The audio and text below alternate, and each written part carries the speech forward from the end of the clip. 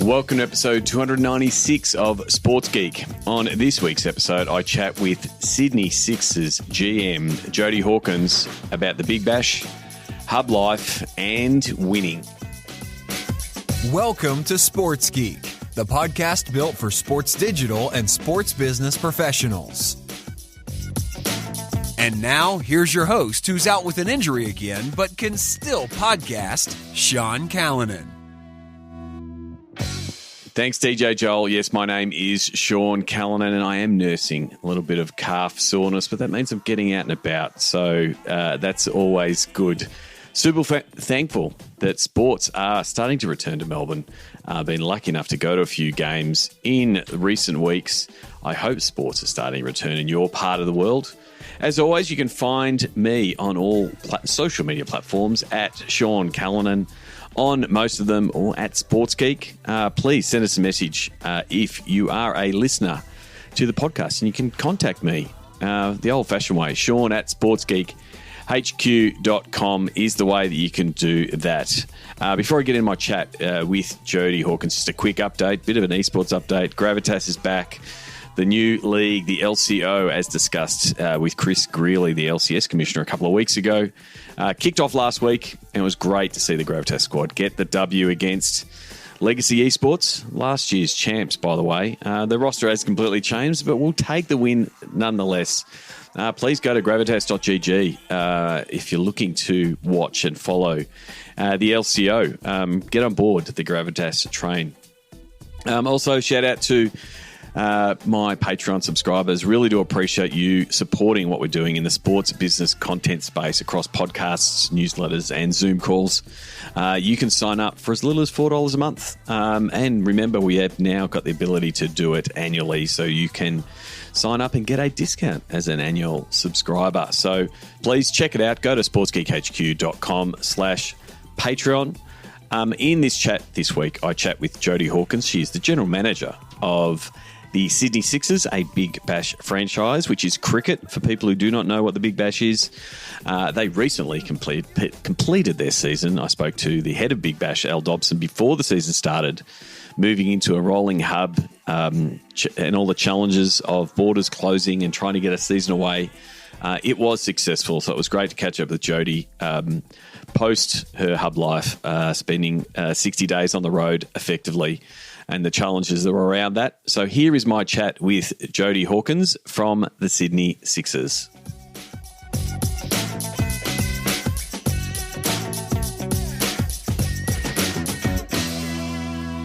Very happy to welcome Jodie Hawkins. She is the general manager of the Sydney Sixers, the current Big Bash champions. We'll talk about that shortly. Jodie, welcome to the podcast. Thanks for having me, Sean. Great to be here. First of all, before we get into your latest exploits and all the victory and everything associated with the last season of the Big Bash, I want to wind the clock back and ask how you got your break and start in the world of sport.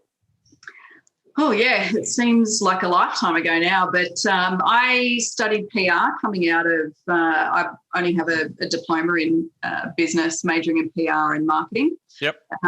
So I did a couple of gap years after high school and then decided PR was the area that I wanted to work in. And I'm not a big believer of the fact that you probably need a degree for PR, which is effectively being able to talk about things and sell them.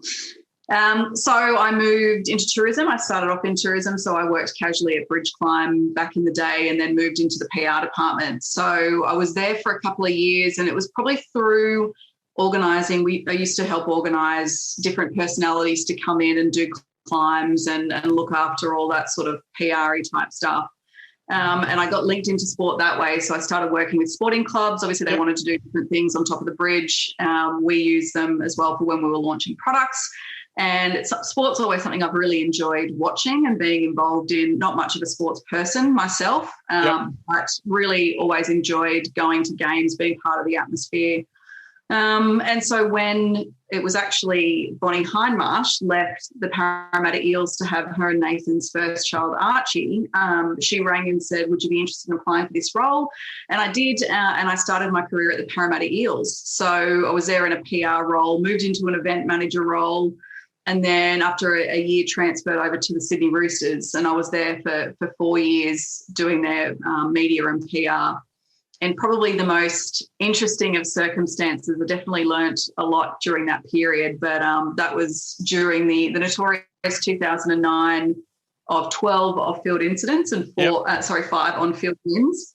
But really good grounding to learn how to work with media, how to work with athletes, and what the professional sports setup looked like. So that was really, the NRL was really my first taste of sport, and have loved it ever since. And I think that's probably, I think that's when we first crossed paths, probably at an NRL Digital Day or at a conference around 2010, 2011. And it was sort of when media and PR was starting to move into the digital space, and that role started to shift, and you started to, I guess, widen your scope to go from traditional media and comms and, calling up journos and putting out fires and dealing with athletes doing silly things. And you're like, oh no, now they've got new platforms to do silly things on. Like, what was that as that role emerged and I guess evolved as digital came into play into your role? Yeah, and it's been really interesting because I think some people look at them as two. They look at social media and the website as a completely different department to communications. Yep. And I think I've always held the belief from very early on that it is a stream of communications. How you deal with your own channels versus how you deal with more traditional media channels. They're all part of the one strategy, even though you deal with them differently. And I know some clubs over the time decided to channel everything into their owned channels at the expense of what they did with traditional media. But I feel the true balance is being able to get that right, really being able to utilise traditional media to draw in new audiences. You should be using traditional media to speak to a full fan base and to potential new fans, whereas you use your existing owned channels to really keep your rusted on fan base engaged and give them a really different perspective. Very rarely should you be putting like-for-like content out to traditional media and on your owned media, unless it's obviously the notorious old media statement around some sort of issue. But using a different tone of voice, using it for different purposes and building those strategies together are really important to make sure that you're really making the most of all of your channels of communication. Yeah, I mean, it is like I'm always interested being in that early stages of who starts driving those channels, and Real Madrid's their social media comms were managed by the IT team for the first couple of years because the IT guys goes it's computer based, we're running it, whereas you have others that are very much in the media comm space or the marketing space, and it is always interesting. I think everyone has converged to, yes, they're a valid channel and there is a bit more, it's a bit more across multiple departments. But early on, there was a bit of empire building by people going, oh, we want that. That looks like a shiny new thing. Yeah, and just even over time, I think like IT people, obviously their process is around process. So the way they activate, and we talk about this a lot at Cricket Australia, is, the IT people obviously have a place involved in the development of any sort of technology, but at the end of the day, you need to have the customer at the center of the experience. They're the end user. Yep. But by leaving process people in charge of that sort of communication technology, you leave yourself open to really not being able to utilize those channels to the right level. The Big Bash is definitely one where we've even moved away a little bit from websites. So our website is the home of information, but it's not our key engagement tool. Our key engagement tool is very much social media. And how we communicate through those channels and having very specific channel communication strategies because each platform's a little bit different as well, so that even the days of going copy and paste everything on the same stuff on all channels doesn't work. So you need to use the channels to their strengths and what the audience wants on those sorts of things. But even just in the last 10 years, the evolution from using, everyone used to drive everything back to a website. Being able to, use each channel natively and engage with fans that way is really important. Definitely. You've mentioned cricket a few times. So you went from the Roosters to Cricket New South Wales and the Sixers, and we were effectively rivals. I was working at the Thunder when the Sixers and the Thunder, and effectively for those who don't know, when the Big Bash was formed, New South Wales effectively cut in two. Sydney Sixers and Sydney Thunder, and I was working with the Thunder team at the time. What was your impressions of that, those early years of the Big Bash? We had no idea what we were doing, but we were having an awful lot of fun doing it. And that's what the Big Bash is about. So it was a new product. It was weird because Cricket New South Wales, they obviously own both clubs. Yep. They hold the license to both clubs, but we were really separate. The Sixers and the Thunder were really separate. We were based at the SCG, but we weren't even in the Cricket New South Wales office. We were stuck in an office, over in the football stadium and working from there. And we almost had nothing to do with Cricket New South Wales. So we're kind of just blindly running around trying to do, all the things that you need to do to set up a league. And I look back at what we used to do in those days and compared to what we do now, and just the professionalism even of that, the administration has changed so dramatically over time, and everyone's buy-in. I think the players at first thought it was some sort of, fun hit and giggle, as everyone calls it. The gimmick or that nature. Yeah. It really did change. But like in those early years, it was like a pop-up sport. It's like, oh, here it is, Big Bash. And it was that from planning and staffing, right? And, even like your first couple of years, it'd be like, oh, for these couple of months, I'm Sydney Sixers. And, there was staff secondments and that kind of thing too. If we fast forward to it being planning all year round and starting to get and look and feel like, the NRL, AFL clubs that have this year-round planning. Like, how has that evolved? And you've been at the Sixers through a lot of success. Like, the last couple of years and the planning around it, completely different from that. Oh, it's September. Is everyone coming in to look at the Big Bash? Like, and I'm sort of being a comedic version, and no, there was more work to it, but it did have that pop-up nature. Whereas now it's a bit more bedded down. Yeah, we had 3 matches at the SCG in that first year. So, they were mini events, and that's what you were organising, mini events. It wasn't a season, it wasn't a league, which is what we've evolved into. And I think we saw that the success of it in the first year. I think we probably tinkered with it a bit too much in the second year because we saw a bit of a drop in audience and a drop in attendance. Yep. But once we got ourselves onto Channel 10 and we really knew, and Cricket Australia absolutely, alongside people like Andrew Jones, who was part of the strategic force that drove the inclusion of the Big Bash. Good on them for having that foresight to understand that this was a product that was going to serve the purpose that we wanted to serve. And there's a lot of talk about the Big Bash is here to ruin the rest of cricket.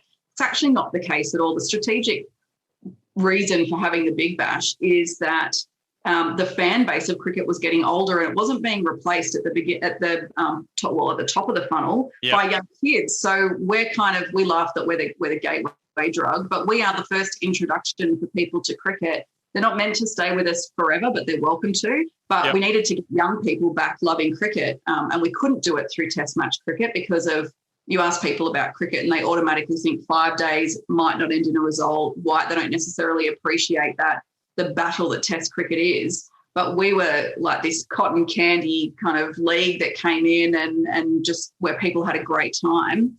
We have a strategic purpose as part of our league, but over time we've realised that actually how critical that strategic purpose is to cricket in general, and also the ability of the league to generate income and to provide the states, I guess, with a source of revenue has been really important. So over time it's evolved, and obviously we've seen what it's been able to do from a TV rights point of view. Yep. And that's why we extended out to what the league is now, which is obviously a full home and away season, albeit that crazy rhythm where you don't know what day of the week it is. I don't know how many times this summer I've asked, what day is it again? Yeah. So, but that's the beauty of it. It's that thing that's on every night in the middle of summer, and people have come to it's become the soundtrack of people's summers. And even this year, the complaining about the length of the season has really stopped. We haven't heard that an awful lot because there were close games. It just seemed to, people really were hungry for sport this year. And there's been some great wins for us this season off the field, not just on the field. Yeah, I mean, I think, like that early piece was so entertainment focused, and it needed to be, and it was for that strategic reason. And and when you hear, old white man complaining about cricket, it's like, this product's not for you. It's not for you. Like, you can complain all you want because it's, and I talk to mates of mine and goes, yeah, my kids love it. They love going to the game. They love all the theatre of it. They're following the players or they're wearing the cut. Like, that's exactly what it's for. And, when you're seeing other sports, baseball as an example in the US, similar problems, aging demographic, and who's going to watch the next game. Like there's a little bit of, how do we do that? And there was even that trend of T20 and then Big Bash is going so well. We started seeing other sports, building this smaller entertainment fit for TV sort of products. Some have worked, some haven't. The guys at harness racing trying to do one lap of harness racing. I'm like, I don't know if that works, but everyone was trying to come up with a Big Bash version. You mentioned about the SCG, and that was a big part of the foundation of the teams. How important is to the brand of the Sixers and to the identity of the Sixers is a ground like the SCG? Oh, look, it's probably one of the most iconic grounds in Australia, and it is really core to who we are. Obviously, the Sixers and the Thunder have this very natural geographic split of Sydney, which is, it exists in every sport, that whole East v West thing. We've been blessed to have the SCG as our venue. It's picturesque. It's really well known, and people do travel from all over the state and definitely the city to come to a match at the SCG and experience a match at the SCG. I think this year we realised those tier one venues like the SCG really allow you to create an atmosphere that other venues can't necessarily do that in. Venues like the SCG, the MCG, Adelaide Oval, they allow you to trap sound into the venue, which keeps that atmosphere going. And we're really blessed with the SCG to spend a lot of money upgrading PA systems, which are critical to Big Bash. They've got that enormous big screen, again, critical to Big Bash in the way we deliver a match. As a venue, it really is our kind of spiritual home. It's where we spend most of our summer. Our female players train there as much as our male players do. So it really is our home, and we're just blessed to have such an iconic venue that we can be based at. Yeah, it is a terrific venue with also, it's somewhere you've been for many years, like the Roosters were based there. Like it is a hub of all these different sports teams. I know when I'm do get to travel, like that, those old-fashioned things, planes.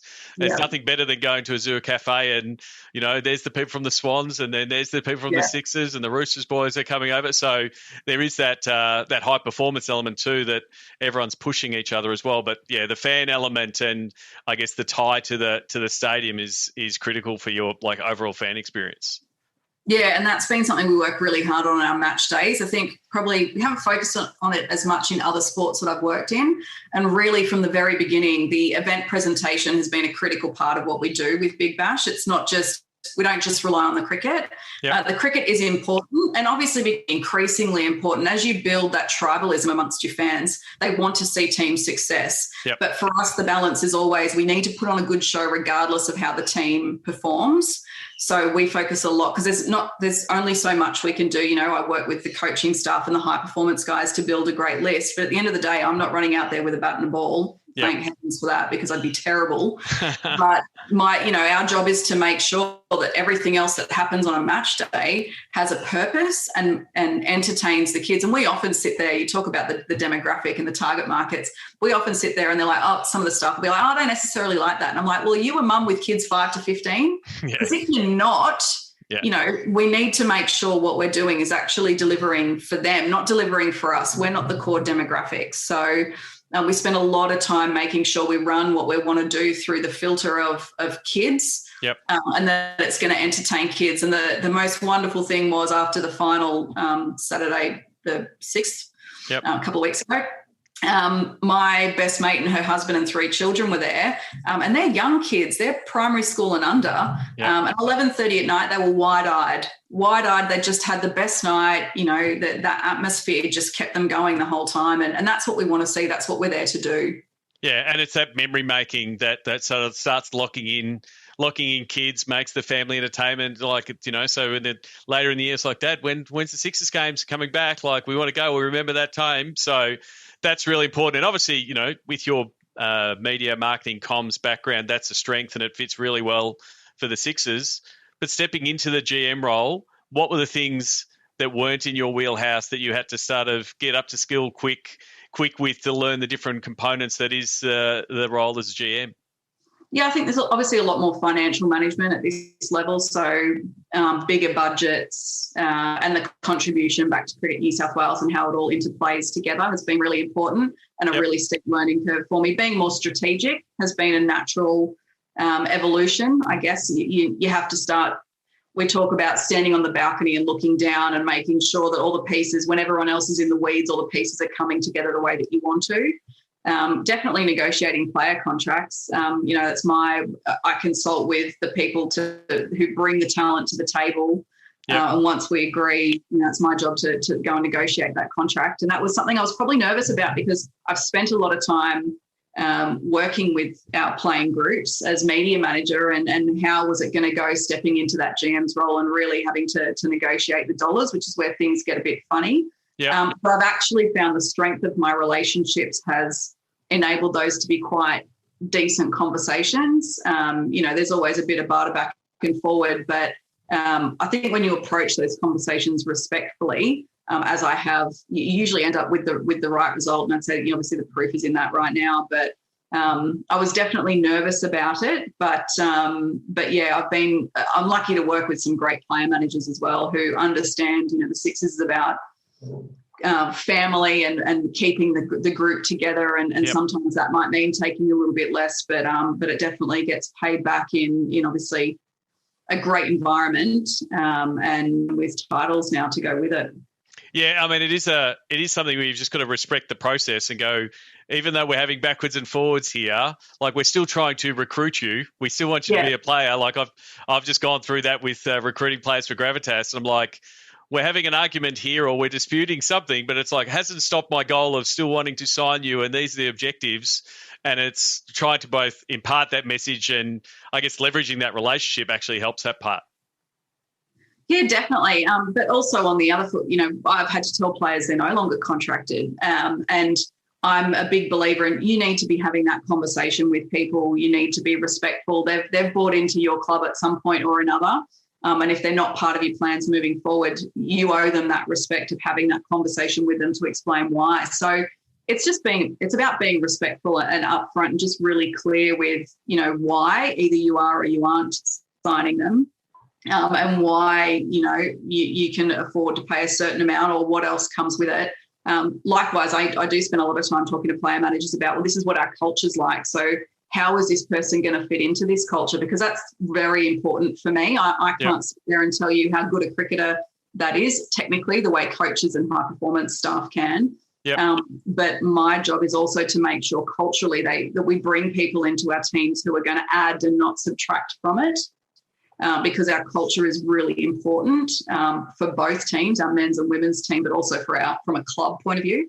And we want people to really be able to fit into that and live those values because if they don't, it can actually have a really detrimental effect on and off-field performance.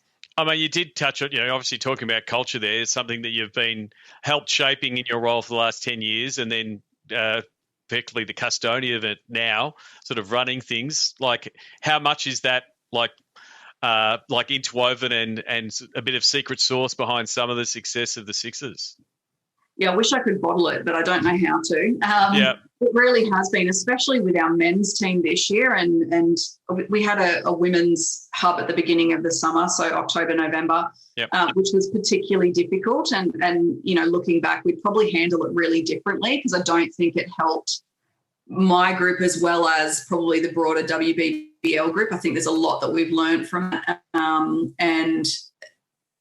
Bringing that into the BBL space and just understanding it a bit more and being able to bring the male players on for the ride has been, really, obviously really fruitful for us. Yep. But the culture of that team, the fact that team are, they're best mates. I kept saying it's like a really weird family holiday because, sometimes you disagree. Yep. You've got some cousin over there that you don't usually see and all of a sudden, you're on the road with them for 65 days, crossing borders and moving your life around.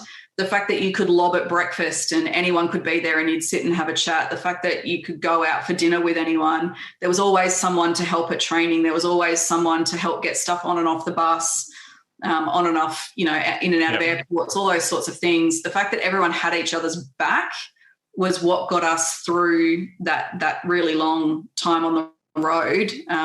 Given, we faced some pretty tough challenges. We weren't able to play at home. A lot of our Sydney-based players, their partners couldn't come in and see them at Christmas. So we, 3/4 of our players and staff didn't have family in for Christmas. We were in and out of different levels of restrictions and all sorts of things. And if they weren't a group of people that enjoyed each other's company and respected each other, I don't think we would have done as well as we did. Yeah. So the rolling hub. So I spoke to Al Dobson from Big Bash before the season, just after the women's hub finished, and before he was kicking off with fingers crossed with this rolling schedule. You lived that 65 days on the road, and significant challenges there, like missing our family and Christmas. Obviously, the culture was the fabric that kept the guys together, because it could have just pulled apart, but. Absolutely unique experience to go, we're going on the road for 2 months. And again, for people who don't know, because of different outbreaks, there was no games in Sydney for so long. So, one, you've got the issue of managing your players, and I'm assuming you were on the road the whole time. Yeah, it was. Then how also was the difficulty of our poor fans. Like there was a schedule. We will eventually see them in January, and then poor old, Al, due to the reference, had to cross the line. Sorry, Sydney, you're not getting this game or this game. How did you manage that relationship with your fans that would have loved to have seen the games, but it was effectively yanked away from them for most of the season? Yeah, so we'd already set some stuff up prior to the season starting, because we knew we wouldn't be able to sign autographs. And look, the quintessential thing about Big Bash is you get an autograph from a player after the game. They walk around the boundary and sign autographs. That's what we do. Yep. So we knew we weren't going to be able to do that. So we had to find a solution for that. So we had a digital signature campaign where pre-match you were able to text in your information and receive an autograph back. Yep. That was one of the little things that we kind of started with at the very beginning, and we did that at the beginning of the WBBL because that's important in WBBL and BBL. It's a Big Bash thing. It's not a men's or women's thing. Yep. So we were really keen on that. And obviously, we delivered the rest of the WBBL in Sydney, and we had some other online interactivity. But when it became increasingly obvious when we knew we weren't going to get back to Sydney, and we tried, we were giving ourselves pretty tight deadlines, to be honest, to move things around, but we wanted to give ourselves the best opportunity to get back to Sydney.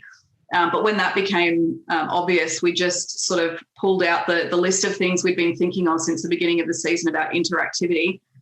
But it's really funny because the cuter you get with it, often the harder it is to deliver and the less impact. Yep. The most impact we had, so we did our fan days online, we did a Zoom call, good points and bad points without being able to control everyone's ability to chime in or video on, video off, and all sorts Sorry, of things. you're on mute. The cat's cry of 2020, you're on mute. But I guess those sorts of things turned out to be really the most impactful. And at the end of the day, the best thing we did was actually get the list of numbers for our members. And one afternoon, we paired all the players up, had them open all their doors in their rooms so that the staff could come in and out, and they sat there and called members for an hour. And it was the feedback that we got after it for something so simple was really powerful. And I think it really showed us that you can do all the cute stuff in the world, but really what we're known for is an ability to interact with our fans on a more intimate level. And what we delivered was that through the simplicity of a phone call. It was really lovely. The boys actually had a great time. I think Steve O'Keefe and Lloyd Pope, who I should never have paired together, but I did because those two are terrible. Spinners never shut up. And I think they got through half their list because they spent so much time talking to people and just having this great conversation. And, that's a memory that those fans and those members, they're always going to have. The fact that a player picked up the phone and called them. And it was so simple but so impactful. And even for the players to hear that, just to hear people saying, oh, yeah, I saw that game 2 nights ago and I can't believe that you did this. And you kind of forget that people are at home still watching. We didn't realise they were watching as much as they were until we did turn up to the SCG for the final and everyone booed AJ Ty. And we were like, oh no, they've been watching. Yeah, They know what's going on. So it's lovely for the players to hear that feedback too, because you can feel so isolated when you're on the road and you're not playing in front of crowds and certainly not playing in front of your own fans. And so to hear that people are still engaging with them also helped them as much as that goes the way of the fans and the members. It provided a really nice boost for our players as well. Yeah. Yeah, I was going to say that mental boost for the players, like it's a bit of an ego stroke, but they are used to the pats on the back and the thank yous and the roar of the crowd. And sorry, they haven't had that for 9 months. So, getting on the end of a phone and someone saying how great they are and how awesome it is and how much they've watched it and how they've watched it take the wickets, it's like they come out and they're standing a little bit taller and it's like that virtual crowd is there. So, like, it's like I said, simple execution, but it was two-way. It wasn't just the players sending it. Like the players would have got stuff so much back in spades to fill their boots, so to speak. And then, then the gods aligned for you to have the game. Feb 6. So you probably were watching the Weather Channel pretty heavily leading into that match, considering, Mom definitely got to work out on my phone. Considering previous years, there wasn't reserve days and there was thunderstorms, and it's like, and then Cricket Australia said, we'll have a reserve day. If something goes wrong, we'll have but, got it away. Like, that is the catchphrase of the last 12 months. Did you get it away? Yes, we got it away, right? And you did more than that to have the Big Bash final, to have all the fans there. Like, was it just storyteller ending? You couldn't have written it better? Oh, it was amazing. And we'd been discussing for a few weeks, what if? So what if Sydney ends up in this position? What if most of the borders come down? I've never sat and watched news conferences as much or checked Twitter to find out what the numbers were at the different times of day that everyone was posting them as much as I did this summer, and especially that 2-week lead in. So coming into the start of the finals, we knew we probably couldn't play the qualifying final in Sydney because there was still too many border crossings, and that's really what stopped us from coming back into Sydney. It wasn't the New South Wales government or the inability to host a match. It was the fact that we had the multiple border crossings that still needed to go on, and so many teams. And that's the difference between us and the Test match. Obviously, they had 2 teams, 1 border to cross. Much easier to navigate than 8 teams and multiple borders to cross. So that's why we couldn't get back to Sydney earlier. But then all of a sudden, things were looking really good. The last 3 of the borders came down, so Queensland, Tassie, South Australia. Aside from WA, obviously, which has been a bit problematic across the summer anyway, and across the whole COVID situation. And before Dobbo, Alistair Dobson, got a bit sick of me, was sitting in the dugout in Canberra, and we had the conversation that we wanted to make the call on the final before the end of that match because we didn't want it to be reliant on the winning team. It had to be a decision that was made in the best interest of the fans, and that's how we wanted to make the decision. It was in the best interest of the fans. So Dobbo and I had been speaking all day about it, and he's like, I just need to speak to Nick Hockley from CA. He's on his way. So I'm in the dugout in a controlled area. I can't just walk up there and have the conversation. So I'm like, look, and I can't have my phone on me in a player and match official area because I'm not one of the authorised people. And so I'm looking, I can see them sitting there, and I'm like frantically waving my arms. I'm like, I'm here, let me know. And they're like, he was like, hold on. And I was like, dude, make a call. And then probably about 15 minutes later, I stuck my head around the corner then, and Nick Hockley just gave me the thumbs up. And I was like, oh, brilliant, this is amazing. And in the end, it came down to, obviously the Perth players, unfortunately, have had to go home and do 14 days quarantine. They can do that at home. And they are able to train within their quarantine group. But at the end of the day, it was about making sure Sydney fans were rewarded, and our team, our playing group, were rewarded for being engaged all year. The playing group had earned the right to play in the final in front of their home crowd. And with things going the way that they were and the other borders falling, it really it became, the Sydney fans deserved an opportunity to watch this team play and to play in a final. And I'm so pleased that we got home. I'm so pleased that the weather held out because the reserve day was a 10:15 start, 10:15 a.m. start, because a number of players were boarding a plane on Sunday night to go to New Zealand and play for Australia. So tiny windows of this is the only time it can happen, and this is where the weather it was meant to be. Yeah, we were driving over the Harbour Bridge because we weren't allowed to stay at home when we got to Sydney. We had to stay in the bubble until Sunday morning, actually, which is why Dan Christian's epic celebration video is in the fresh air down at Kirribilli. But so we were in North Sydney. So we were driving over the bridge and dark clouds above us, but on the horizon was blue sky and clear blue sky, no clouds behind it. And I was like, oh, I wonder if that's coming or going. And a couple of people were tweeting about it. And obviously, until you get to the ground, I've got my phone on me and I'm texting people going, is that blue sky coming or is that like just a mirage and I'm in my mind? And they're like, no, it's coming over. And sure enough, the covers come off once we get there and everything aligns and we miraculously get 40 overs of cricket in and everyone quickly forgets the reserve day. Yeah. So, amazing. Amazing. So congratulations and a very successful 10 years and credit to everyone in the Sydney Sixers organisation. But if they're not a more memorable season, like I don't know what there will be. So like going back to our original question, so what's next? Like, you're only a week or two removed from that experience. How do you start doing some planning for next year? What are some of the things in front of you?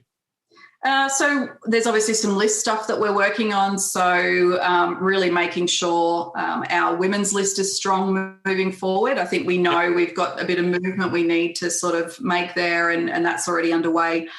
Retaining a lot of our squad for the men's really important. Obviously, from a BBL point of view, we've got an overseas player draft that's been discussed that we really need to probably spend the next month nutting out because to open contracting, we need to understand what that's going to look like. There's some rule innovations that we had in BBL this year that we need to pick over and make sure they're the right things and they had the impact we wanted them to. Does any of that need to transfer into the WBBL and what from BBL land does need to come over? But at the end of the day, we just need to keep making sure that we're true to our purpose, which is to, inspire the next group of young kids to love and play cricket. That's kind of what Big Bash is about. So we need to keep, circling back to that and making sure everything that we do is in line with that. Key for me is bottling what happened in that final and how do we bring that to life regularly. CA have slightly bigger budgets than we do, especially when you're delivering 7 matches across a season. So how do we take some of those elements and really bottle them? How do we learn from our digital footprint this year that hopefully, we hope next year looks a bit more normal, but who knows? You don't know. The vaccine rollout's due to be done by October. That's when WBBL starts. Will we be there? We don't know. We're still going to be in this weird flex of we will plan for a normal season, but we have to plan for a not normal season and everything in between. And sort of take the best of, this stuff worked, and try to apply it. And, don't want to use the word COVID normal too often, but it's, that's what we keep hearing in all those press conferences we've been watching the last 12 months. So it's trying to get to somewhere that space where it is like a normal summer where, you have got 30,000 people watching a Sixers match and, there's lots of kids and lots of families and lots of fun. Yeah, and the reality is that there might be some things like we still might not be able to sign autographs for another year. So what does the next version of that look like? It's what worked and what didn't this year from that digital overlay, and how do we dial it up, pick the good stuff out, and slowly bring back some of that, the more personal interactions as we can throughout the year. Because really, without a fan base, without your members, you don't actually have a product. Then you just become a high performance product and an entertainment product. So, we really just need to tap into what worked well and what didn't. And then how do we make sure that we've obviously also come off the back of some really strong ratings. So how do we maintain that momentum into next season, given that we won't be playing any cricket from a Big Bash point of view until October when the women starts and December, obviously, when the men start. So how do we, maintain some momentum there to really make sure some of that stuff that we did this year that worked, how do we dial that up in incoming seasons so that we're not stuck in a conversation about the TV product and that our TV partners are really happy with what we're delivering. Yeah, definitely. Well, Jodie, thank you very much for coming on. I want to finish with the Sports Geek closing 5. Do you remember the first sports event you ever attended? I don't really remember it, but I reckon it was a Dragons match. My dad and brother are Dragons fans. I reckon I grew up in Hurst, so I reckon it was at Cogra Oval. And I do remember just at some point sitting on the hill enjoying a bit of rugby league. Terrific. You would have been to a lot of different sports events in your time. Have you got a go-to food or a favourite food memory at a sports event? Look, you can't go past a meat pie. It's probably the only time I ever eat it. And I only ever eat it as a spectator, because when you're obviously either without sounding like a snob, in a corporate box or in with the players, you don't get meat pies, aside from the old mini meat pie at innings break that everyone loves in corporate hospitality. But if I'm going as a punter, I rarely eat them, but a meat pie is my go-to. Definitely. What's the first app you open in the morning? It's my email, which is really bad, and it's a habit I absolutely need to break now. So I got into a lot of bad digital habits while I was on the road. So not opening the email first thing and just giving myself time to wake up is my priority this off season. Yeah, that is good advice, but it is something that everyone has trouble following their own advice, admittedly.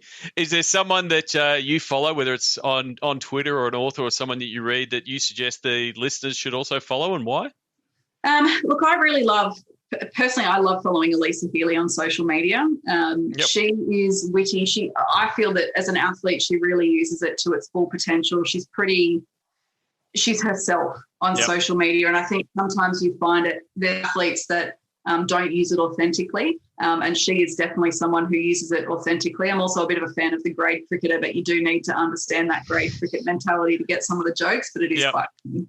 Yeah, I think I actually did some stuff with Alyssa back in Cricket New South Wales. Early training of what is Twitter, what is a hashtag, and it's good to see. It is the authenticity piece. Like when athletes get it and realise how they can use it, and then show themselves and not feel like they have to be a performer or something. Like just be yourself, because they are just.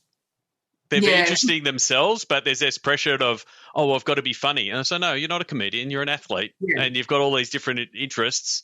And then once they start filling out that picture, they go, I start understanding how to use it. And you're right, she does do a terrific job. When you've got sponsored content too, it's really, if you're only posting that sort of sponsored content, it can be really hard to feel like you're getting to know that athlete. Yep. So even when she posts some sponsored content, obviously the wording has changed to something that sounds more like her. She's just very authentic with the way that she uses it, and I quite enjoy some of her back and forward. Yeah, well, I'm glad she's never done the please post this Alyssa post, right? Which we've both seen, and paste. Yeah, and paste, and we've seen the athlete go, insert city name here, please, and that's all you get. And it's like, okay. What social media platform is your MVP? And you can answer it as yourself, but also put your Sydney Sixers hat. What is the go-to platform for you and maybe the Sixers? I'd say both are Instagram. We do have a love for Twitter from a Sixers point of view, and Jared Laws, who runs our social media, some of the stuff he does on Twitter is hilarious. He's very good with a Venn diagram, very good with a GIF to respond to something. But for I think for both of us, Instagram really is the MVP. People don't have the attention span they used to have to want to sit and read through things.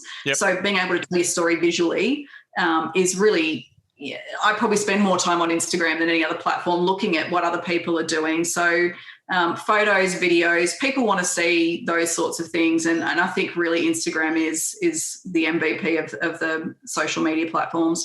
Definitely. It is one that does get a lot of votes when I ask that question.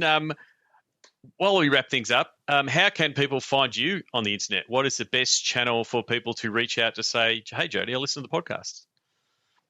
So I'm on Twitter. I'm on all of them, Twitter, Facebook, all of them that I follow, Twitter, Facebook and Instagram. Jodes Hawko is my handle.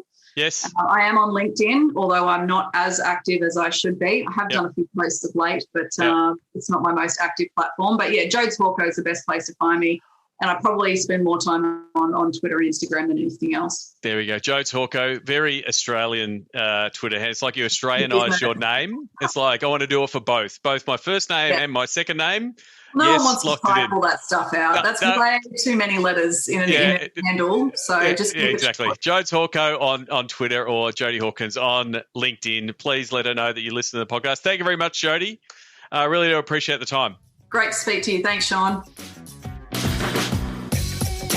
Find out more about Sports Geek's Digital to Dollars process at digitaltodollars.com. We'd love your support on our Patreon campaign. Go to sportsgeekhq.com/Patreon. Thanks again to Jodie Hawkins, Jodes Hawko on Twitter.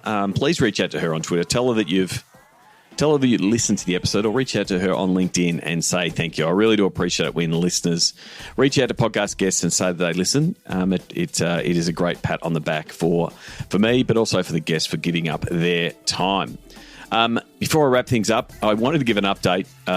Last week, I gave a monologue, or maybe even a tirade, on the Australian government versus Facebook fight.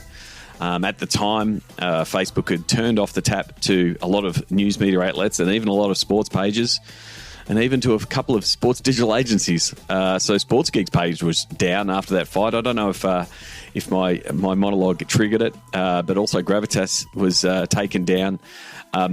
Facebook has since come back to the table, or maybe it probably should be said, the Australian government took a lot of the teeth out of the proposed legislation, so that it wasn't just that the government was trying to get Facebook to pay for news content, effectively, like I said, powered by or instructed by or lobbied by big media. It was really some stuff around the technology and the access to the technology. So there was some mentions in the bargaining code around that news organisations need to be informed when algorithms were going to change, and some of the inner workings of Facebook and Google, for that matter. And I think that's the main point that both Facebook and Google were pushing back on. So they have done a few deals to quell that, but effectively they've enabled themselves to opt out of this code.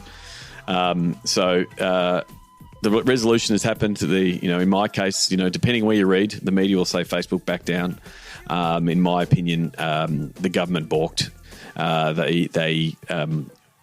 The nuclear option of turning off all access had the desired effect for Facebook. So we have seen a lot of pages that were blocked and domains from posting, being able to do that. So you can now share episodes like this one with Jodie Hawkins on Facebook. It's now allowed again.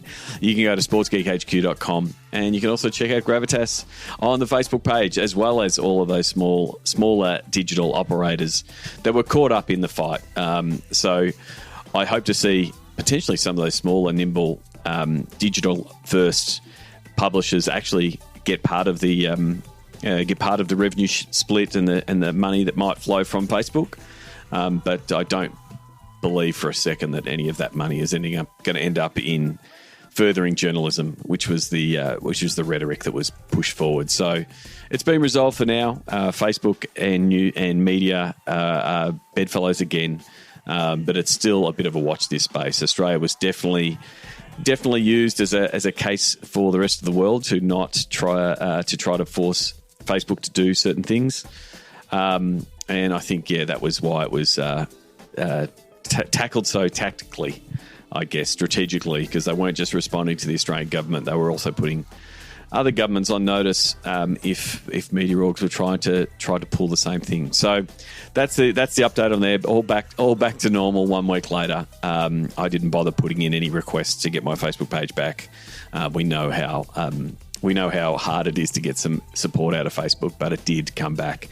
That's it for this episode. Don't forget sportsgeekamplify.com is the series that's going to come out, where we're going to profile some great sports technology businesses on how they're helping sports bounce back. You can go to sportsgeekamplify.com to register to get a sneak peek and to get access to that early. Obviously, the Patreon subscribers will get access to that series a day early as well. So make sure you sign up. Go to sportsgeekamplify.com, or even better, become a Patreon subscriber. As always, if there's a way that I can help you with your sports business and technology and marketing needs, please reach out. Go to sportsgeekhq.com/phone call. go to sportsgeekhq.com. That is where you can sign up for the newsletter. You can find out about Sports Geek Amplify, and you can find out for the next Sports Biz Zoom call. That's happening in the second week of every month, so not far away. Sign up for the March one. Looking forward to checking it out, and who knows, we might try something on Twitter Spaces, because it does allow. There are some options there as it starts to become a rival to Clubhouse. Until next episode, my name is Sean Callanan, and you've been listening to Sports Geek. We'd love your support on our Patreon campaign. Go to sportsgeekhq.com/Patreon. Want to help drive more revenue from your digital efforts? Book a time for a call. Go to sportsgeekhq.com/phone call.